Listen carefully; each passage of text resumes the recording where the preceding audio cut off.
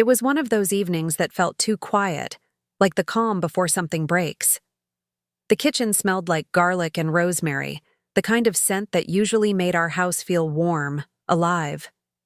I remember stirring the sauce and glancing at the clock, 8:37 p.m. Sam should have been home by now. He'd said he was out watching the game with the guys. I believed him, or maybe I wanted to. That's the funny thing about trust. It blinds you right before it burns you. My phone started buzzing on the counter, an unknown number flashing across the screen. I almost didn't answer. I thought it might be a telemarketer. But something in me, a strange pull in my chest, made me pick up. "Hello?" I said, still half distracted. The voice on the other end was firm but gentle. "Mrs. Miller, this is Officer Carter from the city police." My heart dropped before he even finished. He told me Sam had been assaulted and taken to St. Mary's Hospital.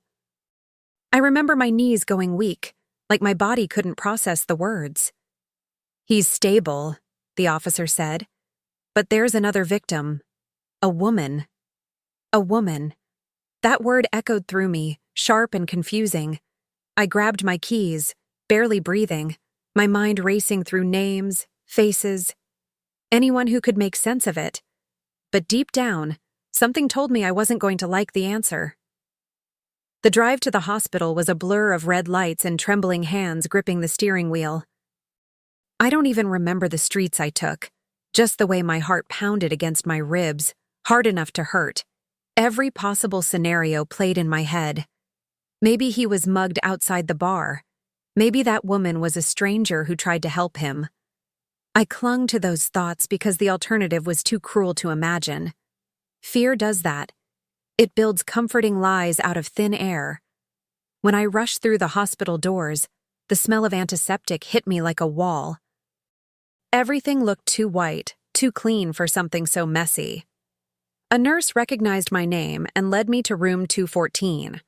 I could hear my own footsteps echoing down the corridor, each one heavier than the last. My palms were sweaty, my throat dry. "He's stable," she said softly, opening the door. And just like that, my world split open. There he was, Sam, sitting up on the bed, bruised and bandaged, his eyes wide the moment he saw me. But beside him sat someone else. A woman with a cut on her forehead, trying to look anywhere but at me. My breath caught in my chest.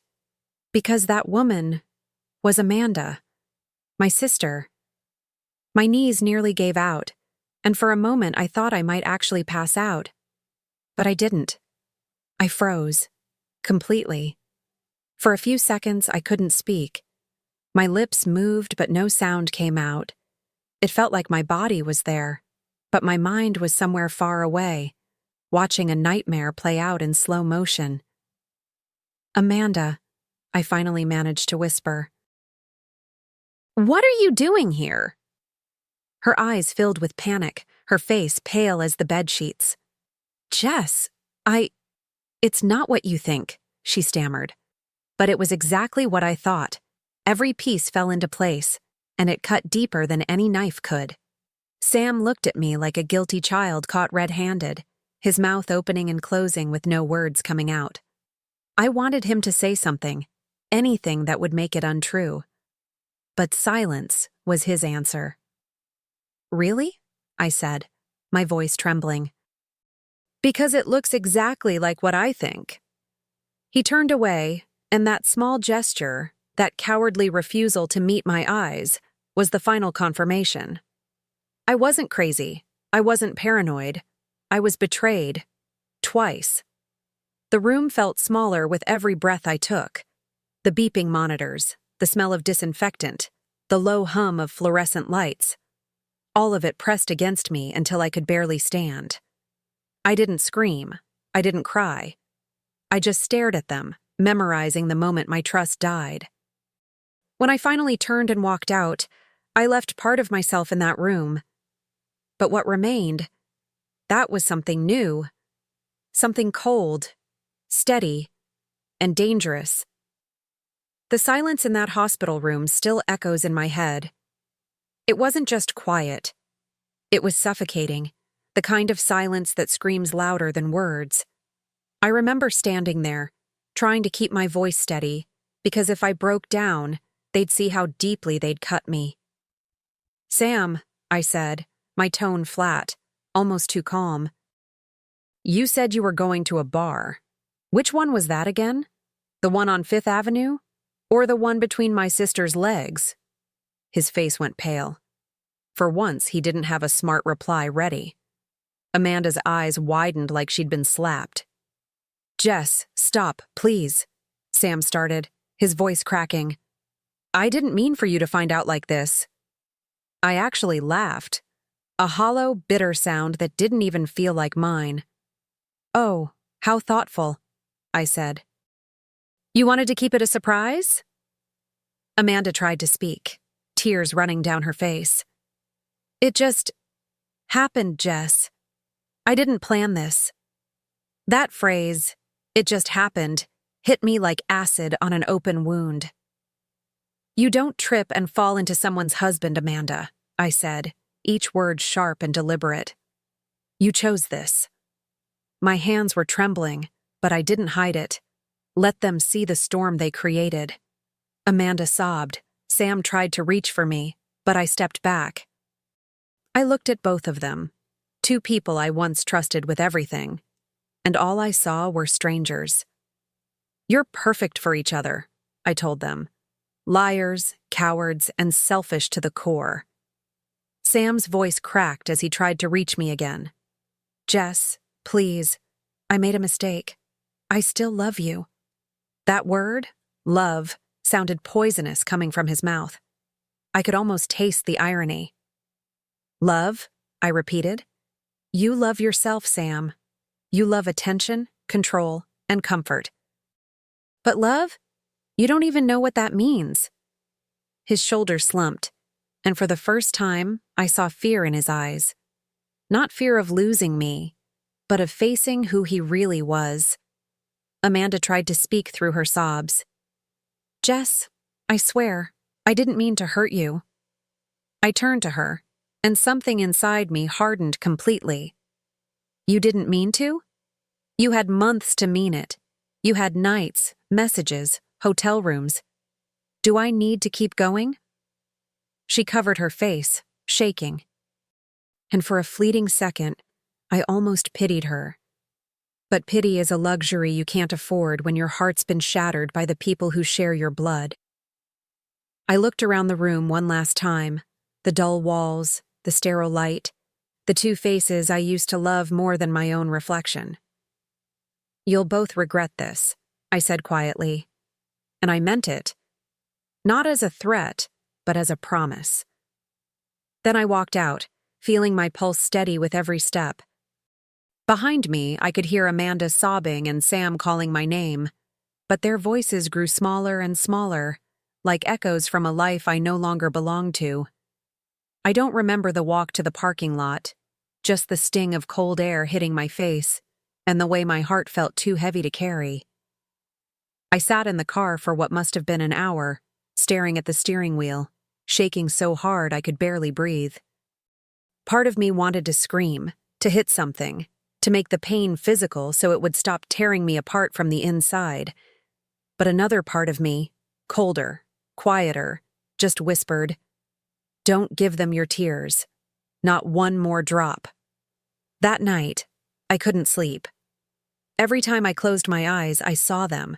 Their faces, their excuses, their betrayal replaying like a cruel movie I never agreed to star in.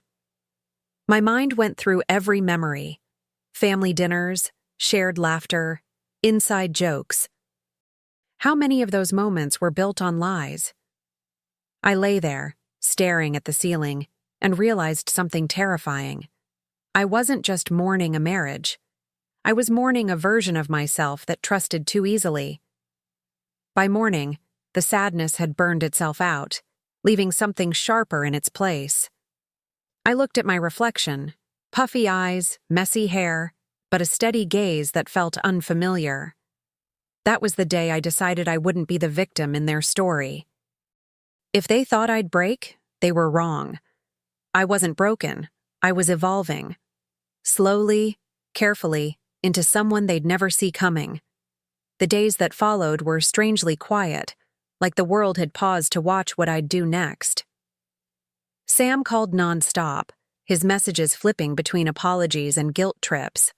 I didn't answer a single one. Amanda tried too. Her texts were full of words like sorry and forgive, as if spelling them differently would make them mean more. I left them all on read.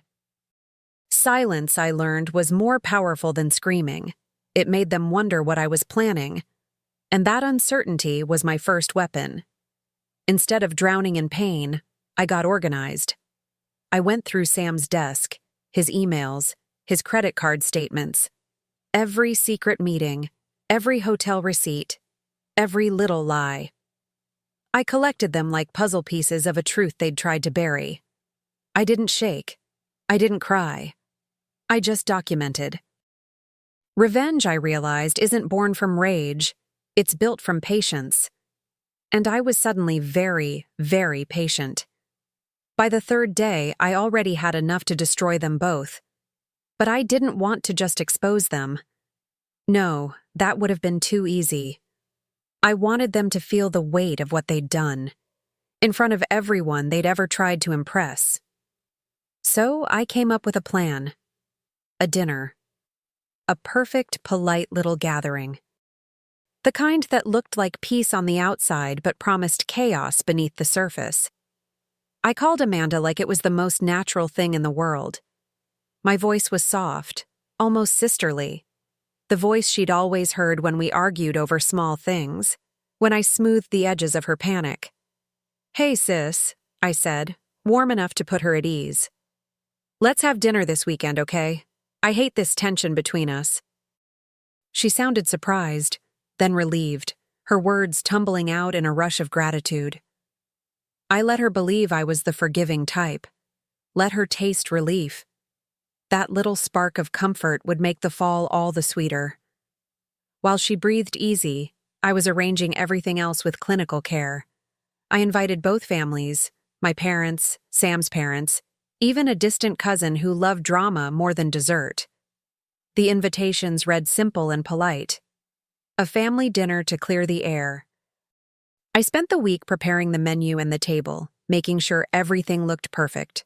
Candles, linens, the china we only used on holidays. The look of normalcy was important. People let their guard down in comfortable rooms. Let them smile and clink glasses while I held the evidence like a loaded postcard. On the day of, I moved through the house like a hostess rereading a script she'd written herself. I chopped vegetables with deliberate calm, slid platters into the oven, and practiced small talk in the mirror.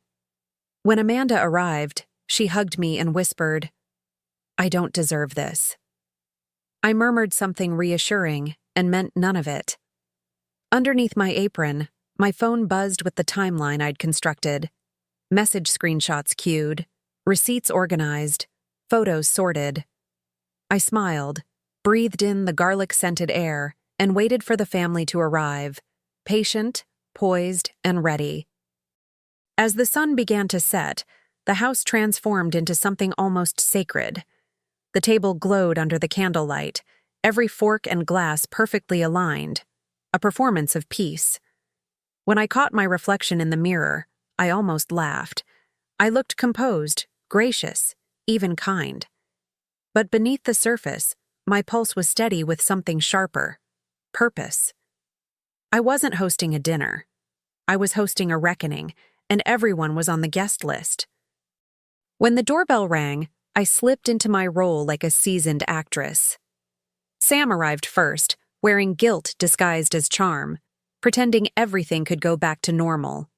My parents hugged him politely, unaware of the poison simmering in the air. Amanda came last, her smile brittle but hopeful. She handed me a bottle of wine, and for a second, I almost admired her nerve.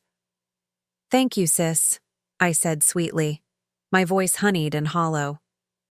Every move, every glance was part of my quiet choreography of revenge. Dinner began with small talk: weather, work, the usual filler people use to hide discomfort. But as laughter flickered around the table, I felt the weight of my secret pressing against my pocket.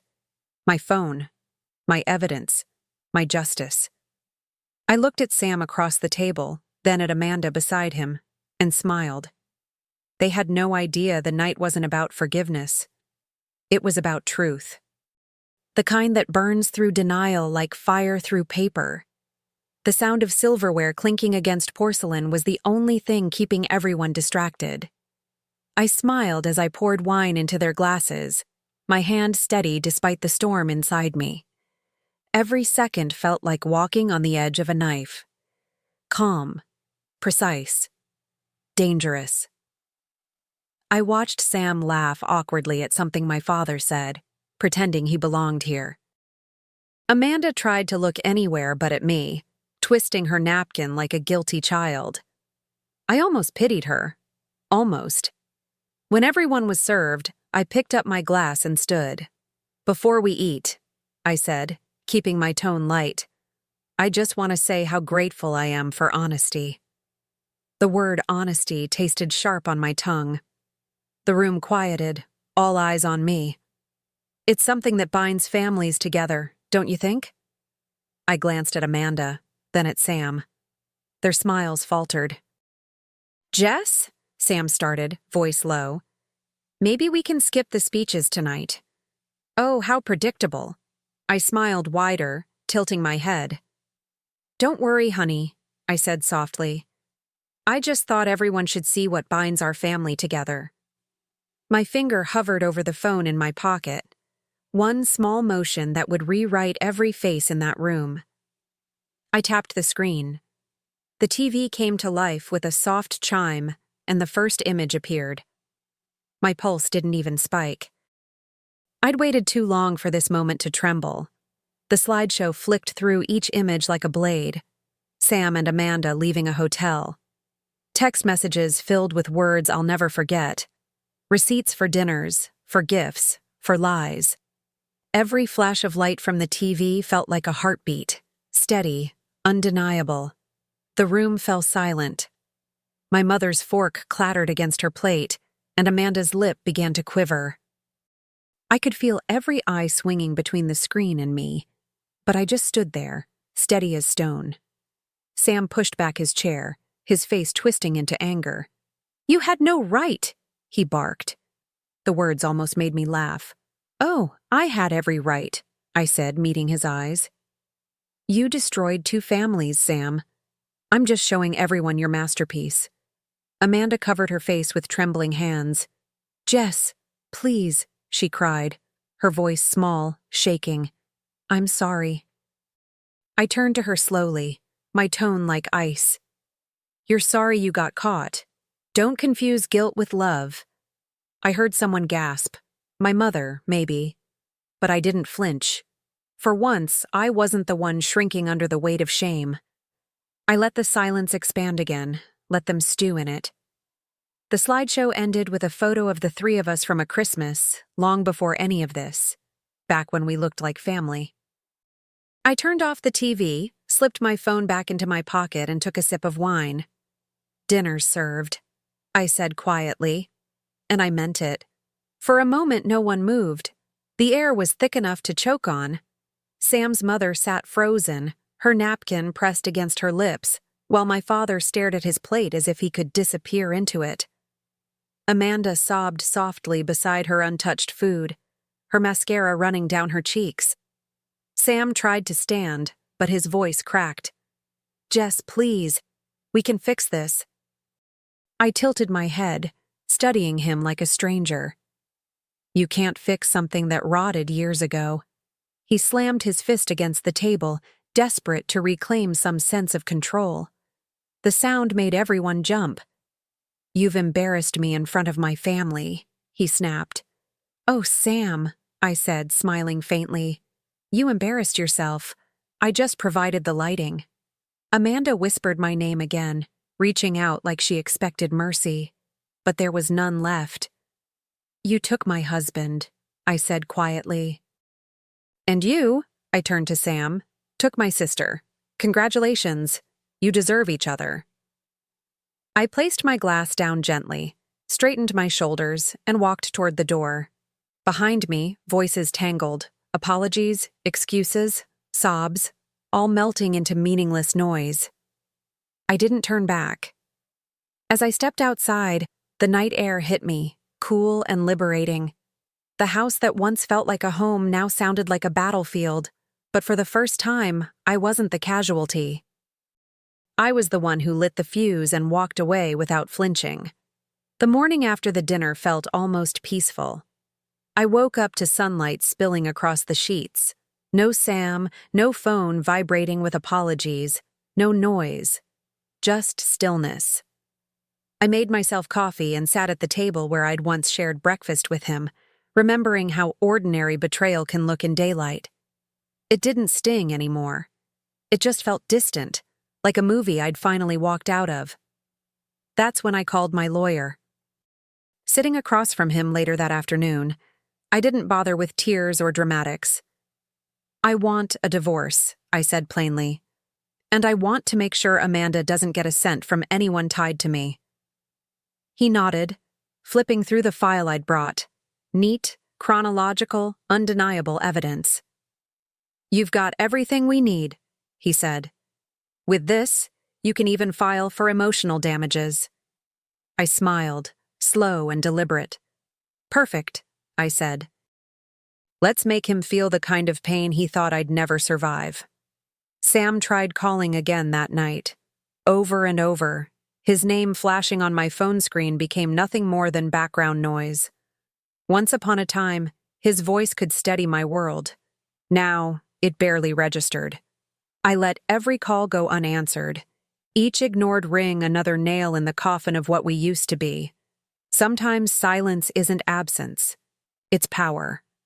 And for the first time in my life, I held it completely. It was almost midnight when I heard the knock. Soft at first, then louder. I knew that rhythm.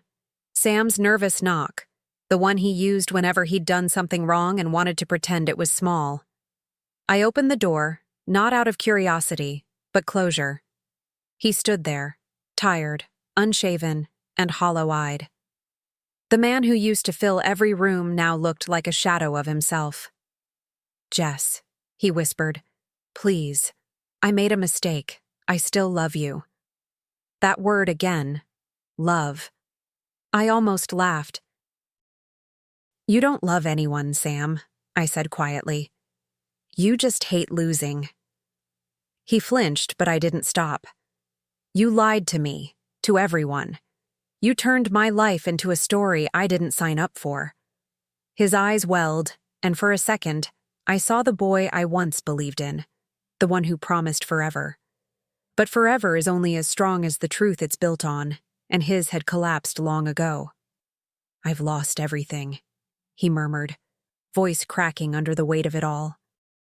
"No," I said, my tone steady, almost gentle. "You've finally earned everything you deserve." He reached for me, but I stepped back, keeping the door between us like a shield. I wasn't angry anymore, just done. "Goodbye, Sam." I closed the door slowly, the click echoing like a full stop at the end of a long, ugly sentence. After I closed that door, the silence felt different. Not heavy, not lonely, just mine. I leaned against the wall and exhaled, realizing I'd been holding my breath for months. The tears didn't come. They'd already been spent. What filled me instead was something steadier, cleaner, a quiet kind of strength. I'd been through hell, but I'd come out holding the matches. There was power in that. The next morning I opened every window in the house. Sunlight poured in, touching the corners that had stayed dark for too long. I made fresh coffee, not because I needed it, but because I could. I put on my favorite record, one Sam always said was too sad, and let it play loud enough for the neighbors to hear. I wasn't sad anymore. I was alive, unafraid, and completely unowned by anyone's lies. Later, I packed a small suitcase and looked around one last time. The walls held too many memories, the kind that didn't deserve to echo anymore. As I locked the door and dropped the keys into the mailbox, I felt light. My marriage was over, my illusions gone. But for the first time, my reflection in the window looked like someone I respected again. Someone whole. Someone free. Months later, I found myself sitting at a seaside cafe, watching the waves stretch endlessly across the horizon. The air smelled of salt and coffee, the kind of scent that felt like a clean slate. I'd moved out of the city, started therapy, and learned how to enjoy silence again, the kind that heals instead of hurts. My journal lay open on the table, filled with messy, honest pages about everything I'd survived. Each line felt like reclaiming another piece of myself. Laura, my oldest friend, joined me, her sunglasses perched crookedly on her nose. She smiled when she saw me, really smiled, like she could finally see the woman I'd become. "Do you ever miss them?" she asked softly. "Him or Amanda?" I stirred my coffee, watching the ripples fade. "No," I said, feeling the truth of it settle in my chest. "I miss who I thought they were, but I don't miss liars." The words didn't taste bitter. They tasted free. Laura reached across the table, squeezing my hand. "You've come a long way, Jess." I nodded, closing my journal. "I had to," I said quietly. "They took my peace, so I took their comfort." We paid the bill and walked along the beach, the waves brushing over our feet, the sky wide and forgiving above us. For the first time in years, I didn't feel haunted. I just felt whole. Some betrayals break you. Others rebuild you into someone they'll never be able to hurt again.